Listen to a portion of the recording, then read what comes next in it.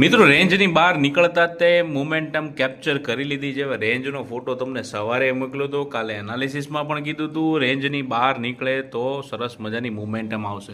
હવે કેપ્ચર કેવી રીતે કરી, સેટઅપ કેવી રીતે બન્યું એની ઉપર થોડું એનાલિસિસ કરીએ. માર્કેટ અહીંથી સ્લો એન્ડ સ્ટડી ઉપર આવ્યું. અહીંયા શું હતો? રજિસ્ટન્સ પાસે માર્કેટે હોલ્ડ કર્યું. હોલ્ડ કર્યા પછી સ્ટ્રોંગ કેન્ડલ અહીંયા બતાવી છે તમને, સ્ટ્રોંગ કેન્ડલ. આ કેન્ડલનું બ્રેકઆઉટથી આ બે કેન્ડલની અંદર આપણને 30 પોઈન્ટ સરસ મજાના એક્સપાયરીના કેપ્ચર થયા છે. પ્રીમિયમ પણ સાથે ચાલ્યા છે. એટલે આજે એવું ન કહેતા કે પ્રીમિયમ નથી આવ્યા. આ બે કેન્ડલે સરસ મજાનો ટાર્ગેટ આપ્યો છે. અહીંયા વેઇટ કરી છે. માર્કેટ સ્લો છે.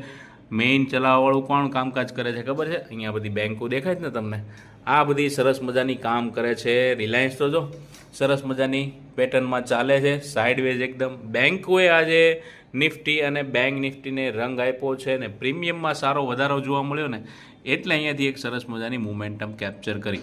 હવે શું કરવું? રેન્જ તો બ્રેકઆઉટ થઈ ગઈ છે. બીજો ટ્રેડ સાહેબ કેવી રીતે પ્લાન કરવાનો છે? તો અહીંયા વેઇટ એન્ડ વોચ કરજો.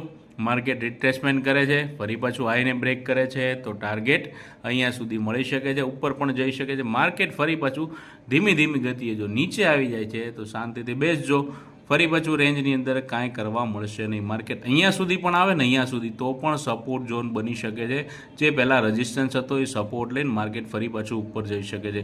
માર્કેટ આની નીચે આવી જાય છે તો શાંતિથી બેસી જજો, કાંઈ કરતા નહીં, નવી અપડેટની રાહ જોજો.